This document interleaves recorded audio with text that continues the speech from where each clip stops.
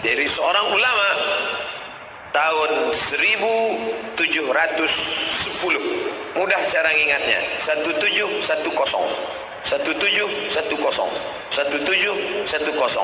Itulah dia Syekh Muhammad Arsyad Al-Banjari.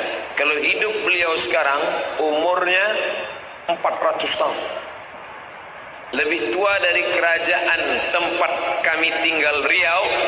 Nama kerajaannya Siak Sri Indrapura 1723. Syekh Muhammad Arsyad Al-Banjari 1710. Lalu kemudian setelah 1710, apakah selesai bumi Kalimantan ini memproduksi mengeluarkan ulama? Ternyata tidak. 1710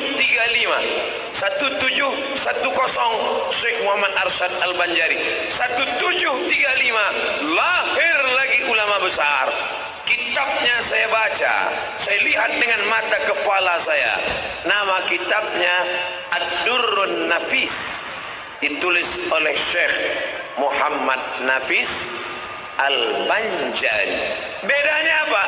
Syekh Muhammad Arsyad Al-Banjari dalam bidang fikih, Syekh Muhammad Nafis Al-Banjari dalam bidang tasawuf. Sama-sama ulama made in Kalimantan Selatan. Sama-sama pangkalnya 1735. Sekarang kita pindah ke tahun berikutnya, 1857. 1857 ada apa lagi? Ternyata 1857 lahir lagi ulama dari Kalimantan Selatan bernama Syekh Abdurrahman Siddiq Al-Banjari, dan di dalam darahnya menetes darah Syekh Muhammad Arsyad Al-Banjari. Sama-sama dari Makkah Al-Mukarramah, kakek buyutnya dari Makkah. Syekh Abdurrahman Siddiq juga dari Makkah Al-Mukarramah. Lalu kemudian seorang sultan dari negeri kami, namanya negeri Indragiri. Saya tamat dari sekolah Madrasah Air Molek Indragiri Hulu. Kami punya seorang sultan, dan sultan itu ingin masyarakatnya mengerti ulama, sayang kepada ulama, mengerti fikih. Maka dipanggillah Syekh Abdurrahman Siddiq menjadi mufti kerajaan Indragiri, bertugas di Indragiri selama 20 tahun lamanya. Itulah yang bergelar dengan nama Tuan Guru Safat. Makamnya di Kabupaten Indragiri Hilir, ibu kotanya Tembilahan, dan masyarakat di sana mayoritas menggunakan bahasa Banjar karena memang komunitas masyarakat Banjar. Insyaallah haul Syekh Abdurrahman Siddiq saya akan tausiah di makam Tuan Guru Safat insyaallah. 1710, 1735, 1857 meninggal Tuan Guru Safat. Apakah ulama Kalimantan berhenti mengeluarkan ulama? Lahir lagi 1942, 3 tahun sebelum kemerdekaan Republik Indonesia, lahirlah seorang ulama bernama Syekh Muhammad Tuan Guru Ijai, yang haulnya terbesar se-Indonesia, lebih dari 1 juta orang. Itu produk 1942, 1710, 1735, 1857, 1960. Kok Ustaz ingat? Lama saya ngapalnya itu.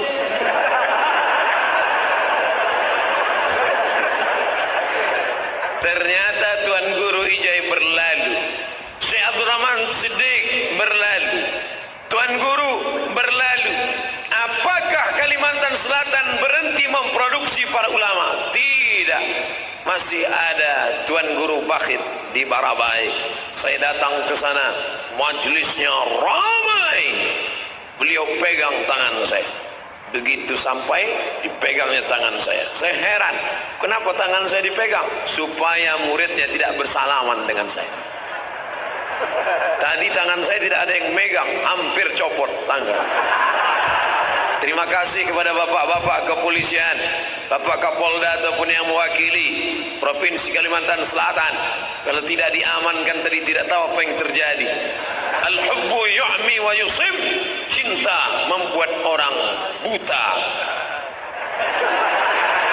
Jamaah terlalu cinta sampai tidak tahu kalau ustadznya kurus. Dia sangka tegap, gagah dan perkasa. Sampai akhirnya perjuangan berat dari mobil sampai menaiki pentas ini. Yang saya pusingkan nanti gimana turun dari sini.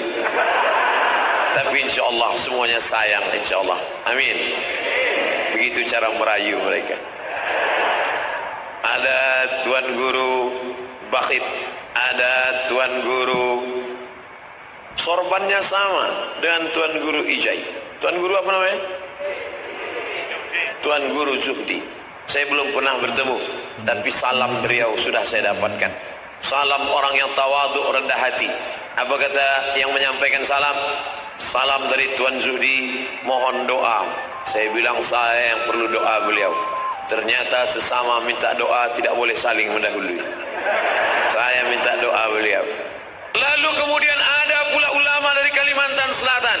Produksi tahun akhir 1960, sanadnya bersambung kepada ulama Makkah Al-Mukarramah, musnidud dunia, ahli sanad dunia tertinggi, Syekh Muhammad Yasin bin Isa Al-Fadani.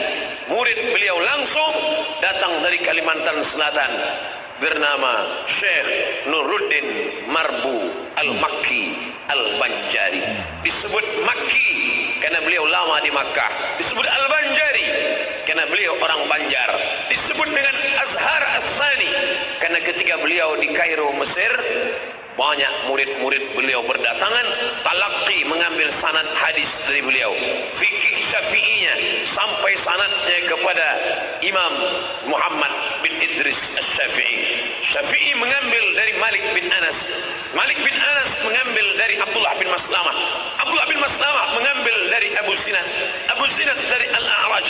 Al-A'raj dari Abu Hurairah. Abu Hurairah dari Nabi Muhammad sallallahu alaihi wasallam.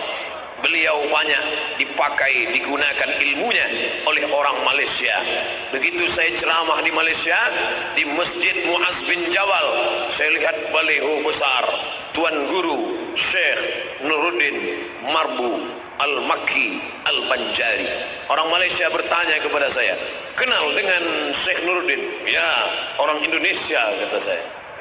Dalam hati saya, untung dia nggak nanya, pernah belajar nggak? Kalau sekedar kenal, pernah lihat orangnya, selalu saya lihat balihonya. Pernah belajar. Oleh sebab itu negeri ini, kata Pak Gubernur, negeri religius. Apakah itu berlebihan? Tidak, karena memang negeri ini mengeluarkan para ulama. Dulu sebelum ada mobil legend,